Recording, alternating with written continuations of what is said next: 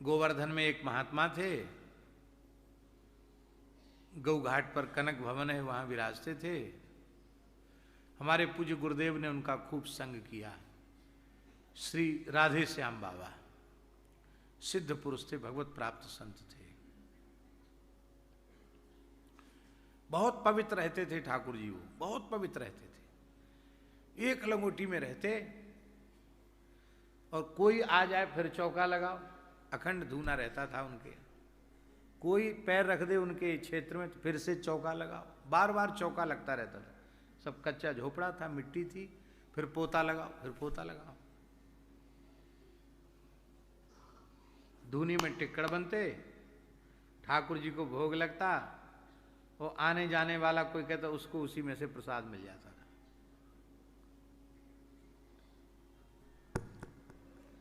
एक बार ठाकुर जी बड़ा जोर का अकाल पड़ा, तो गोवर्धन के अच्छे संपन्न परिवार के ब्राह्मण, अन्न मिल ही नहीं रहा था, पर बाबा के पास पता नहीं कहां से आटा वाटा आ जाता, अन्न कहां से आ जाता। तो रात को लोग आते थे रोटी खाने के लिए बाबा के पास। बाबा दिन भर तो बीत गए हो, कछू ना है बाबा, कछू दे दो, कछू खवाए दे, और कछू दे दे तो घर में बाल बच्चे ने खवाए दूंगा। ऐसी बाबा के यहाँ रोटी का घाटा नहीं था, उसी पे बनती, और कोई आ जाए तो फिर चोखा लगाओ, वहीं बाबा रहते।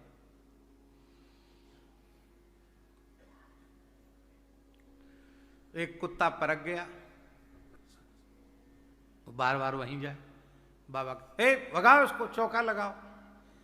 अब दिन में कई बार जब रोकें तभी मौका देके तुरंत ए चौका लगा। उनका चेला था मस्तराम बाबा, ए मस्ता चौका लगा, चौका लगा। 4-6 बार कुत्ता आया, वो गुस्सा हो गए, ए खाली भगाता है, मार दो इसको।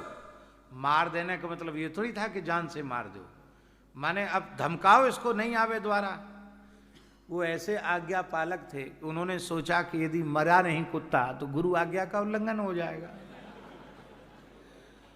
तो इतनी जोर का डंडा मारा कि कुत्ता बेचारा च्यूं म्यूं भी नहीं बोल पाया, काएं काएं भी नहीं कर पाया, एक में जैसी आराम खत्म हो गया, मर गया।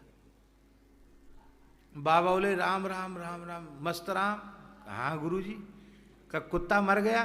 बोले आपने आज्ञा दिया था मार दो।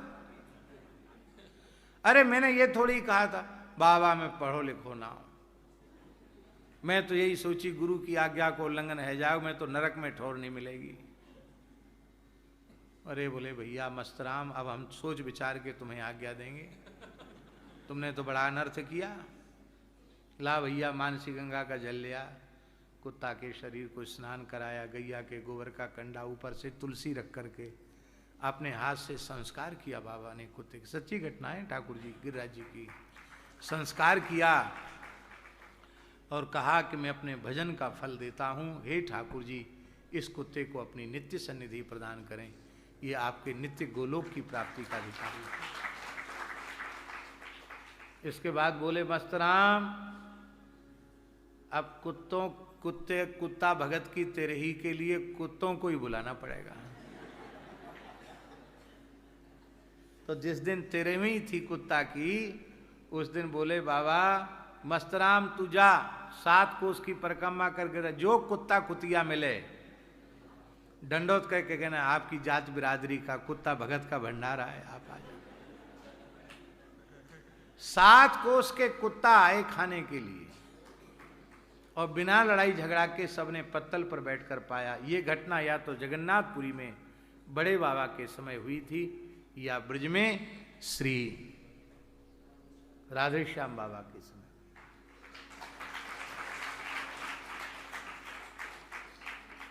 आज्ञा देने वाले को दोष लगता है यदि वो धर्म विरुद्ध आज्ञा दे रहा है तो दोष बना चेला से प्रायश्चित किया गुरुजी ने।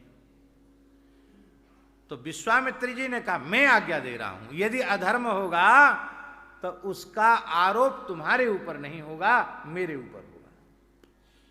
तब राम जी जो उत्तर दे रहे हैं वो उत्तर अपने हृदय पटल पर लिखने के योग्य है। क्या बढ़िया बात राम जी कह रहे हैं। इंद्रेश जी बहुत प्यारा श्लोक है।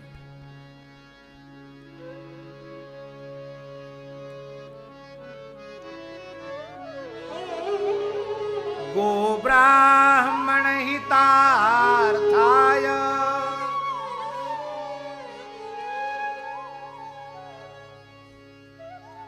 गो ब्राह्मण हितार्थाय राष्ट्रस्य च हिताय च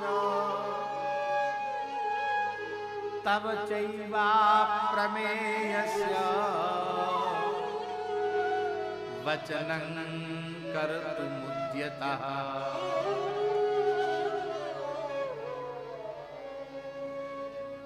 ठाकुर जी इस श्लोक की जितनी व्याख्या की जाए उतनी थोड़ी है।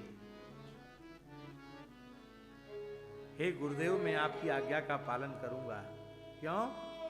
गो ब्राह्मण हितार्थाय, आपकी आज्ञा के पालन से गाय का हित होगा, ब्राह्मण का हित होगा। और जब गौ और ब्राह्मण का हित होगा तभी राष्ट्र का हित होगा। वर्तमान समय में लोगों की धारणा है कि गौ ब्राह्मण की चर्चा मत करो, ब्रह्मत्व की रक्षा की बात मत करो, गो रक्षा की बात मत करो, राष्ट्र रक्षा की बात करो। पर भगवान श्री राम, जिनका नाम लेकर हम हल्ला मचाते हैं कि हम राम राज्य की स्थापना करना चाहते हैं, उन राम जी का विचार समझो। पहले वे पहले नंबर पर गाय का नाम ले रहे हैं, दूसरे नंबर पर ब्राह्मण का नाम ले रहे हैं और तीसरे नंबर पर देश का नाम ले रहे हैं। इसका मतलब है गौ और ब्राह्मण जिस राष्ट्र में सुखी हैं, प्रसन्न हैं, वही राष्ट्र राष्ट्र कहलाने की योग्य है।